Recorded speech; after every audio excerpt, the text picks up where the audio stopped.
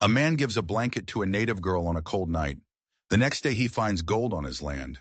It sounds like a simple story of kindness rewarded, right? A wholesome tale from the Old West. But you'd be wrong. Dead wrong. The gold wasn't a reward. It was a test. The girl wasn't just a traveler. She was a judge. And the man, Thomas Whitmore, was about to find out that some treasures come with a price paid in blood and fire. What he thought was a blessing was actually the beginning of his end. Or so it seemed. The first flakes of snow were ghosting down when Thomas hammered the last nail into his cabin. He was done. 3 months of sweat and splinters, and now he had a fortress. A little box of civilization carved out of the raw, unforgiving Montana wilderness. He wiped his brow, the cold air stinging the sweat. Smoke curled from his chimney, a thin gray finger pointing at a heavy, bruised-looking sky. He felt a sense of pride. He was 33, a man remade by hardship. The war took his brother. Sickness took his wife. A snake of a business partner took his money. All he had left were the 160 acres under his boots. This was it, his last stand. He'd chosen this isolation. People meant pain. People meant betrayal.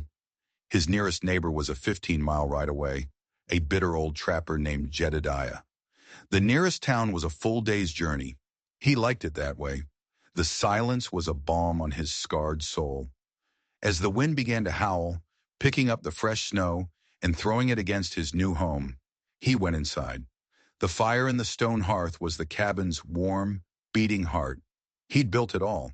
Every log, every stone. In this world, you built well, or you died. It was that simple. He put a pot of beans on to cook, the same meal he'd eaten for a week straight. Survival wasn't about variety. It was about enduring. The storm hit with the force of a freight train. The wind shrieked like a banshee, and the snow fell so thick it was like the world had been erased.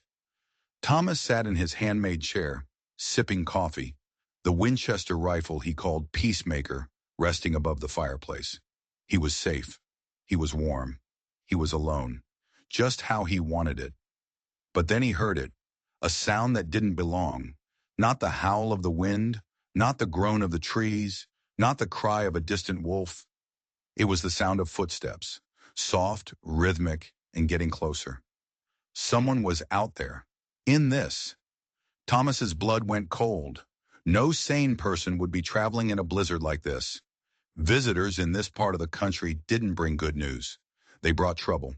He grabbed the Winchester from its mount, the cold steel a familiar and comforting weight in his hands. He moved to the door, his heart hammering a frantic rhythm against his ribs. The footsteps stopped right outside. Silence. Then 3 knocks. So soft he almost missed them. Not the confident rap of a friend, but the hesitant tap of something desperate, or something trying to trick him. "Who's there?" he called out, his voice rough. Only the wind answered. He peered through a crack in the logs. A figure huddled in dark against the swirling white. He held the rifle tight, thumbed back the hammer, and lifted the thick wooden bar from the door. He opened it just a crack, the rifle aimed at whatever was waiting on the other side, and his breath caught in his throat. It wasn't a bandit. It wasn't a trapper. It was a girl, a Native American girl, no older than 18. Her hair was a storm of black, whipping around a face etched with exhaustion. Her buckskin clothes were thin, offering no real protection. Her lips were blue. Her dark eyes met his, and in them he saw no fear, just a deep, profound weariness. She didn't speak. She didn't beg. She just stood there, letting the storm and his judgment decide her fate. Every warning he'd ever heard screamed in his head. Stories of settlers murdered for a moment of misplaced kindness. His own neighbors had called them savages, whispered tales of massacres and treachery. But looking at her, shivering, on the brink of freezing to death on his doorstep, he didn't see a savage. He saw a person, a girl about to be swallowed by the storm. The decision wasn't even a decision. It was an instinct. "Come in," he said, his voice softer now. He stepped back, opening the door wider. She watched him for a second, her eyes searching his face in the flickering firelight, looking for the lie, the trap. Seeing none, she stepped inside. He barred the door behind her, shutting out the raging storm. The silence in the cabin was suddenly immense. She stood in the middle of the room, water dripping from her hair and clothes onto the floorboards he'd so carefully laid. He told her to sit by the fire, but she stood frozen, a wild creature ready to bolt at the slightest threat. Thomas understood. He set his rifle aside, a deliberate act of trust. He went to the large trunk in the corner, the one that held the last remnants of his old life. He pulled out a thick wool blanket. It was deep blue with intricate patterns his wife, Sarah, had loved. It was one of the last things he had of her, a sacred object. He approached the girl slowly, holding it out. "Here," he said. She looked from the blanket to his eyes and then back again. Whatever she saw there finally broke through her fear. She reached out with trembling fingers and took it. The moment the wool touched her, she wrapped it around her shoulders like a shield, a second skin. She moved to the fire then, sinking into his chair, pulling the blanket tight around her chin. Thomas gave her space. He busied himself making another pot of coffee, heating up the last of the beans and salt pork. He gave her a heaping plate, and she ate. Slowly at first, then with the quiet desperation of someone who hadn't seen food in days. The night deepened. The storm raged on, a wild animal trying to claw its way inside. He knew with absolute certainty that if he had turned her away, she would be dead by now. After she finished eating, she finally spoke. Her voice was a whisper, but her English was clear. "Thank you. I'm Thomas," and he said. "Ayana," she replied. He asked where she was going in this weather. She stared into the fire for a long time before answering. "Away," she said. Just that one word. Thomas didn't press. He knew what it felt like to be running from ghosts. He told her she could stay the night, that the storm would likely pass by morning. "I have nothing to give you in return," she said, her eyes fixed on his. "I'm not asking for anything," he told her. He made a simple bed for himself on the floor by the door and gave her his own cot in the corner. He lay awake for hours, listening to the storm, wondering what story had led this girl, Ayana, into the heart of a blizzard alone. The last thing he heard before sleep took him was the sound of her breathing, slow and steady, the sound of a life he had saved. He woke to an almost holy silence. The storm had broken. Pale, ethereal light filtered through the window, illuminating a world buried in white. He sat up, his joints aching from the hard floor, and looked to the corner. The bed was empty. Ayana was gone. But the blue blanket, his wife's blanket, was there. It was folded, perfectly, at the foot of the bed. A silent "thank you." He threw on his coat and boots and stepped outside. The cold was a physical blow, stealing the air from his lungs. Footprints led away from the cabin, a single track heading north toward the tree line, already fading as the wind sculpted the fresh snow. He stood there for a long time, just looking. It felt like a dream. But the folded blanket, the empty plate on his table, it was real. She had been there. He spent the morning digging out, checking on his horse and 2 cows in the small barn. Everything had survived. The world felt clean, new, reborn. It was later, while he was splitting firewood out back, that it happened. His axe came down on a large, stubborn stump he'd been meaning to clear. But instead of the familiar, satisfying thunk of steel biting into wood, there was a strange metallic clink, a sound that had no business being there. It shot a jolt of electricity up his arms. He dropped the axe and fell to his knees, brushing away the snow and wood chips. And then he saw it. Embedded in the wood, running through the stump like a frozen lightning bolt, was a thick vein of something that glittered. Something yellow. His hands trembled as he chipped a piece free. It was heavy. It was soft. It wasn't pyrite, not fool's gold. He'd seen enough of that to know this was the real thing. He looked around his land, his 160 acres of isolation, with new eyes. This wasn't just a vein. The stump was sitting on what looked like an exposed rock ledge, and the glittering vein ran deep into the earth. It was a fortune, a king's ransom, sitting right under his feet. Enough to make him one of the wealthiest men in the entire territory. But as he knelt there in the snow, a future of unimaginable wealth in his hands, his thoughts weren't on money or mansions. He was thinking about a girl named Ayana. He was thinking about a folded blue blanket, And he had a strange, unsettling feeling that the two things were connected in a way he couldn't possibly understand. He was right. The gold was not a gift. It was a lure. And the trap was about to spring.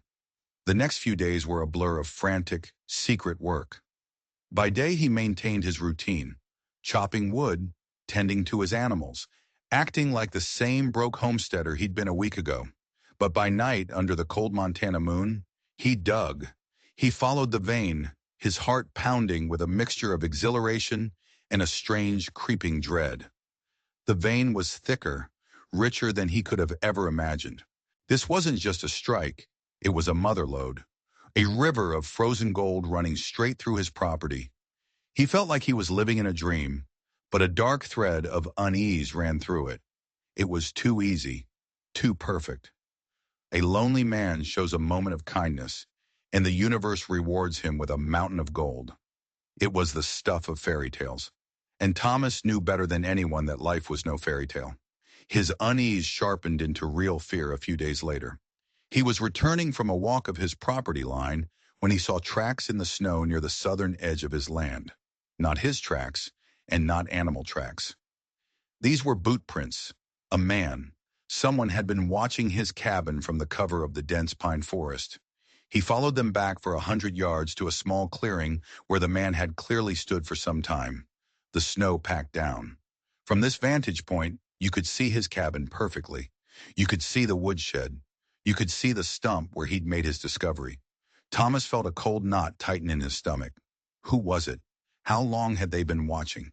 He immediately thought of Jedediah, his grizzled, unfriendly neighbor. Jedediah had a reputation for being covetous and mean-spirited, a man who believed the world owed him something. The very next morning, as if summoned by his thoughts, Jedediah appeared. He rode up on a swayback mule, a rusty shotgun resting in the crook of his arm. He had a face like a roadmap of bad decisions, and small, greedy eyes that darted everywhere. He claimed he was just checking to see if Thomas had survived the storm, a neighborly visit. But his eyes weren't on Thomas. They were scanning the property, lingering on the woodshed, on the freshly disturbed earth around the stump that Thomas had hastily tried to cover. "Big storm," Jedediah grunted, spitting a stream of tobacco juice that stained the pure white snow a dirty brown. "Heard some folks got lost in it. Lucky no one came knocking on your door looking for shelter." The words were casual, but the look in his eye was a sharp, pointed question. "Just me and the wind," Thomas lied, his hand resting near the pistol tucked into his belt. "Good thing," Jedediah said, his gaze unwavering. "Can't be too careful, especially with the natives. Heard a band of them were seen moving through the valley before the storm hit. Dangerous folk. Wouldn't want one of them finding their way to your door." It was a threat, veiled in a friendly warning. He knew, or he suspected. He was fishing, trying to see if Thomas would bite. Thomas just nodded, his face a mask of stone. Jedediah eventually left, leaving behind a cloud of suspicion that was colder than the winter air. Thomas knew, with a certainty that chilled him to the bone, that this was just the beginning. Jedediah had seen something, and a man like that wouldn't let it go. That night, sleep offered no escape. He was haunted by dreams of Jedediah's greedy eyes, by the feeling of being watched. He took out the blue blanket, his wife's blanket. He ran his hands over the soft wool, searching for some comfort, some connection to the past. And that's when he felt it. In the corner, hidden within the intricate woven pattern, was a small, hard lump. His fingers fumbled with the thick wool. A section of the hem had been stitched with a thread that was just slightly different in color, almost invisible unless you were looking for it. With trembling hands, he pulled a small knife from his pocket and carefully picked the stitches. Inside the hem, tucked away in a tiny hidden pocket, was not a jewel or a coin. It was a piece of folded, brittle parchment, and something else. A single, small, perfectly preserved black feather, the kind a raven might have. His heart hammered. He gently unfolded the parchment. It wasn't a letter. It was a map, crudely drawn but unmistakable. It showed the valley, the creek, and a rough sketch of a cabin. His cabin. And radiating out from the cabin were a series of strange symbols and lines, pointing to different locations on his property. One of the lines pointed directly at the stump. But there were others, many others. And at the center of the map, right where his cabin stood, was a symbol he'd never seen before. A spiral with a single dot in the middle. This wasn't a treasure map showing where the gold was. The gold was everywhere. This was something else, something more important. And he realized with a dawning horror that Ayana hadn't just been a lost girl seeking shelter. She had been on a mission. The blanket wasn't just a comfort, it was a message.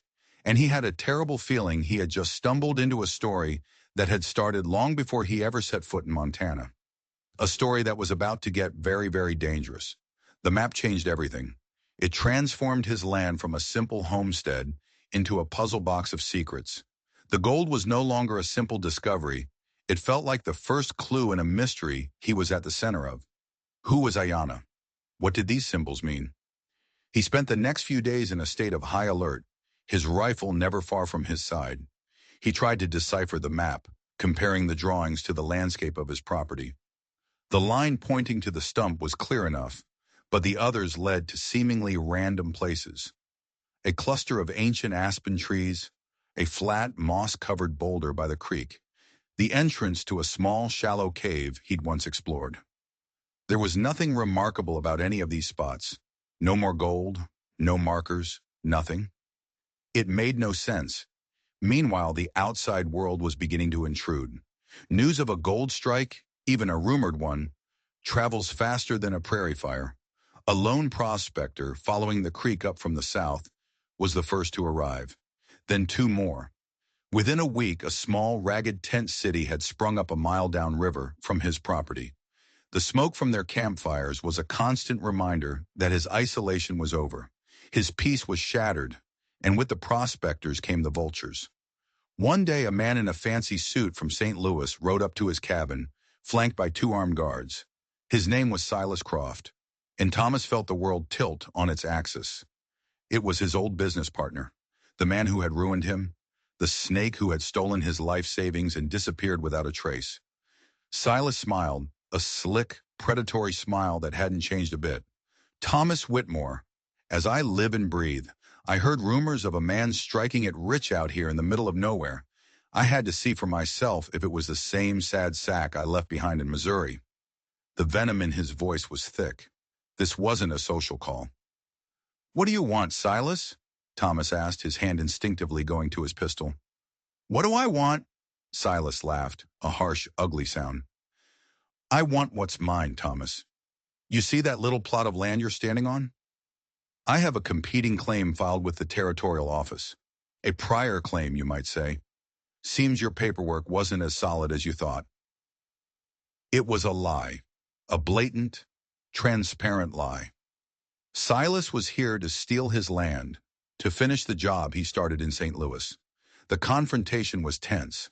Silas presented forged documents, making a legal claim on the land. He was slick, confident, and had the backing of hired guns. Thomas was just one man. He knew Silas would try to tie him up in legal battles he couldn't afford, bleeding him dry until he gave up the claim. The new boomtown, now called Whitmore Creek in a stroke of bitter irony, was buzzing with the dispute. Most of the simple miners sided with Thomas, but Silas's money and influence were already winning over the more powerful figures. He was losing. He could feel the claim, the gold, his entire future, slipping through his fingers. Desperate, he retreated to his cabin one night, the weight of the world on his shoulders. He stared at the strange map, at the meaningless symbols. It felt like a cruel joke, a map to nowhere. He had taken to carrying the blue blanket with him, a talisman against the encroaching darkness. As he sat by the fire, drowning in despair, a visitor knocked on his door. It was an old trapper, a man known only as Bear Claw, who had lived in these mountains for 50 years. He was one of the few who had been friendly to Thomas. Bear Claw's eyes fell on the blanket draped over the chair. He stopped, his weathered face suddenly pale. "Where did you get that?" he whispered, pointing a trembling finger. "It was a gift," Thomas said, confused. "A gift?" Bear Claw took a step closer, his eyes wide with a mixture of awe and fear.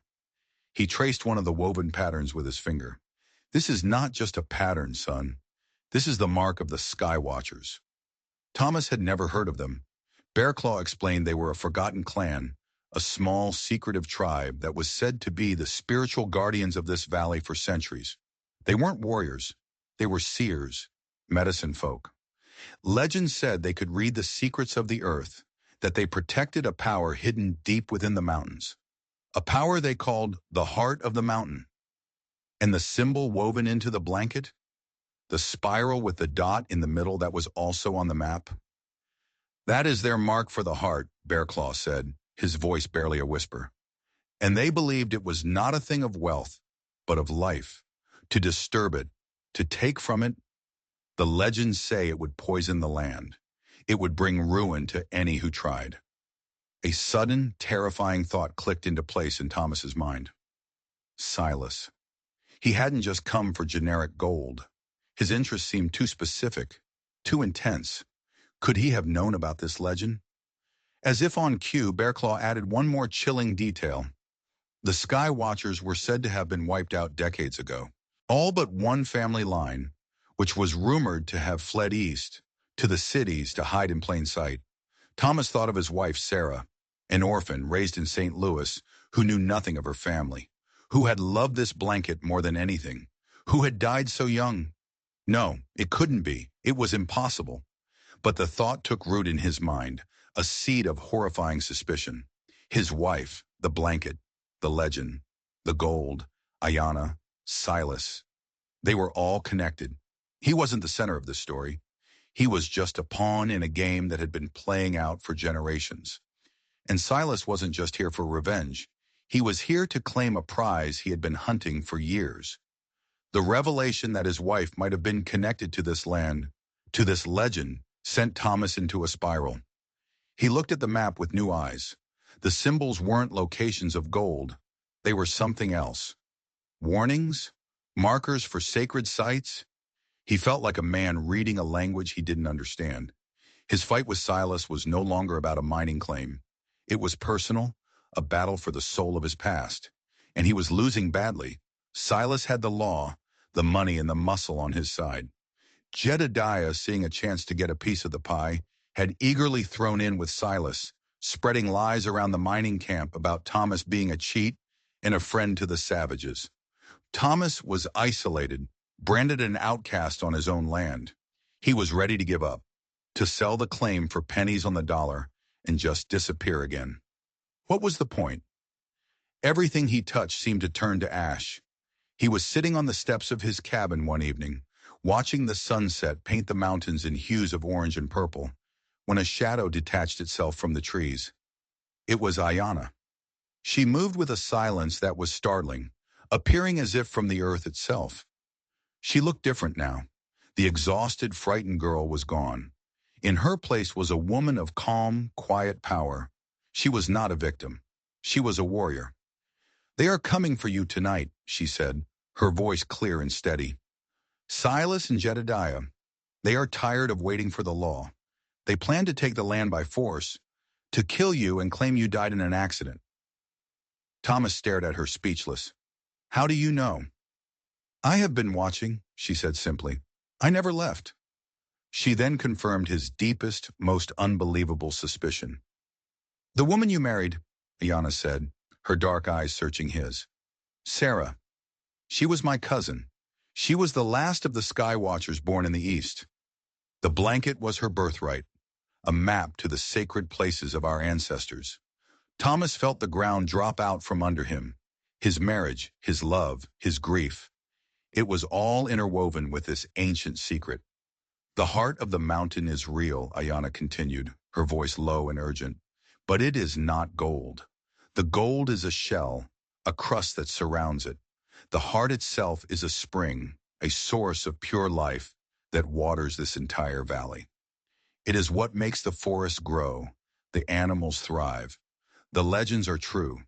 If it is broken, if it is mined, the poison of the deep earth will be released. It will kill the water. It will kill the land. It will turn this valley into a barren wasteland." It all clicked into place. Silas hadn't married into Sarah's family by chance. He must have known who she was, what she was. He was hunting the legend. He'd used Sarah, and now he was here to finish the job. He didn't just want the gold, he wanted to crack open the heart of the mountain itself. "Why did you lead me to the gold?" Thomas asked, his voice raw with confusion and betrayal. "Why me?" "It was a test," Ayanna said. "Sarah wrote of you in her letters. She said your heart was good, that you were a man of honor who had been broken by the world. I did not believe her. Our people have learned not to trust men like you. I showed you the gold to see what you would do, to see if you would become like them, greedy and destructive, or if you would prove my cousin right." Before Thomas could even process this, she pressed on. "Silas has gathered 12 men. They will be here within the hour. You cannot fight them alone." But he wasn't alone. As Ayanna spoke, more figures emerged from the twilight shadows. A handful of warriors, her people, the last of the Skywatchers. And from the direction of the mining camp came another small group, led by the old trapper, Bearclaw. They were the prospectors who still believed in Thomas, men who respected the unwritten code of the West and despised claim jumpers like Silas. It wasn't an army, but it was something. "We will not let them take this valley," Ayanna said, a hunting knife now appearing in her hand. Thomas looked at the small group of defenders, at his cabin, at the land his wife had unknowingly led him to. This was no longer about gold or revenge, it was about a promise, an unspoken promise to a dead woman he had loved. He picked up his Winchester. "Let them come," he said. The attack came just after the moon rose over the peaks. It was brutal and chaotic. Gunshots echoed through the valley, the flashes of light illuminating scenes of desperate, close-quarters fighting. Silas and his men were motivated by greed, a powerful and vicious force. They charged the cabin, expecting to overwhelm a single, terrified homesteader. They didn't expect a fight. They didn't expect Ayanna and her warriors, who moved like ghosts in the darkness, striking with bows and knives. They didn't expect Bearclaw and the miners, who laid down a steady, accurate line of rifle fire from the cover of the rocks. Thomas fought with a cold, focused fury he hadn't felt since the war. He wasn't just defending his home, he was defending Sarah's legacy. He saw Jedediah trying to sneak around the side of the barn, intending to set it on fire. Thomas raised his Winchester, sighted down the barrel, and fired. The shot was true. Jedediah screamed and fell, clutching a shattered leg. He was out of the fight. The tide began to turn. Silas's hired guns had signed on for easy money, not a bloody firefight against ghosts and grizzled mountain men. Several of them broke and ran, melting back into the darkness. But Silas was not a man who gave up. He was possessed by a fanatic's obsession. Thomas saw him using the chaos as cover, running not toward the cabin, but toward the main mine shaft Thomas had been digging, the one that led straight toward the heart of the mountain. Thomas understood at once. Silas didn't care about winning the fight anymore. He was going to get to the heart by himself. He had explosives. If he couldn't have it, he would destroy it. Thomas sprinted after him, plunging into the darkness of the mine. The air grew cold and smelled of damp earth and gunpowder. He could hear Silas ahead of him, scrabbling through the tunnel. Thomas caught up to him in the main chamber, a small cavern where the gold vein was thickest, pulsing in the lantern light like a diseased artery. Silas was lighting the fuse on a bundle of dynamite. "It's over, Thomas!" he screamed, his face a mask of crazed desperation. "If I can't have her power, no one will." "Her power?" Thomas thought. "He's not talking about the mountain." "You never loved her, did you?" Thomas said, his voice echoing in the confined space. "Sarah, you just used her." Silas laughed, a high, unhinged sound. "She was a key. Her bloodline was the key to finding this place. She was weak, sentimental. She wanted to leave it buried, to honor the spirits. I wanted to unlock its power, the power that flows from the heart. The stories say it can grant long life, heal any wound. It's more than just gold, you fool. It's divinity." The fuse was sputtering, burning dangerously short. In that moment, Thomas didn't see a villain. He saw a pathetic, grasping man who had destroyed so many lives, including his own, in the pursuit of a fantasy. He lunged, not at Silas, but at the dynamite. He grabbed the hissing bundle and threw it with all his might down a side tunnel, a narrow fissure he'd been exploring just days before. The explosion was deafening. The whole mountain seemed to scream. The ground bucked and shuddered, and rocks rained down from the ceiling. The main chamber held, but the side tunnel collapsed completely, sealing itself off. Silas stared, his plan literally blown up in his face. He turned on Thomas, a wild animal cornered and enraged. He drew a large bowie knife and charged. But Thomas was a homesteader. He fought with the tools he knew. He swung the heavy miner's pickaxe that was leaning against the wall. There was a sickening crunch of steel meeting bone. Silas fell without a sound, his obsession finally extinguished in the dark heart of the earth. Thomas stood there panting, surrounded by silence in the glittering, cursed gold. The fight outside was over. Silas's remaining men had surrendered or fled. But as he looked at the unstable walls of the cavern, he knew the real danger had just begun. The explosion had weakened the entire structure. The mountain was groaning, shifting. The heart was bleeding. He stumbled out of the mine into the cool night air. The battle was over. Ayanna and her people were tending to the wounded. Bearclaw gave him a grim, approving nod. They had won. But Thomas looked back at the entrance to the mine, where the groaning sounds were growing louder. He could hear water, a rushing sound from deep within the earth. The explosion had done more than collapse a tunnel. It had fractured the rock around the heart. The spring was breached. Ayanna ran to his side, her face etched with alarm. "The water," she said, her voice trembling. "It's rising. The poison will come with it. It will flood the valley and turn everything to dust." Oh, they had a choice. A terrible, immediate choice. They could try to shore up the mine, a risky and likely futile effort to save the gold. Or they could do the unthinkable. "We have to seal it," Thomas said, his voice heavy with the weight of his decision. All of it. There was more dynamite in the supply shed, enough to bring the whole mountainside down, to bury the mine, the gold, Silas's body, and the legend forever. It was an insane idea. To deliberately destroy a fortune that men would kill for. To walk away from being one of the richest men in the world. But looking at Ayanna, at the sacred land his wife had unknowingly belonged to, he knew it was the only choice. It wasn't even a choice. It was a duty. They worked with a feverish intensity, miners and warriors side by side, carrying crates of explosives, setting the charges at key structural points along the entrance to the mine. They worked against the clock, as the tremors from deep inside the mountain grew more frequent, more violent. They laid the last charge and ran for cover as the sun was beginning to touch the eastern horizon with a soft pink light. Thomas held the detonator in his hand. He took one last look at the source of all his hope and all his misery. He thought of Sarah. He thought of the simple life he had wanted, and he pushed the plunger. The explosion was not a sharp crack, but a deep, rolling roar that seemed to tear the soul from the world. The entire face of the mountain collapsed inward, a slow-motion avalanche of rock and earth. A massive cloud of dust rose into the morning sky, and when it finally settled, the mine was gone. The gold was gone. The valley was silent. It was over. He was no longer a rich man. He was just Thomas Whitmore, a homesteader with 160 acres of worthless rock. Or so he thought. In the weeks and months that followed, a miracle began to unfold.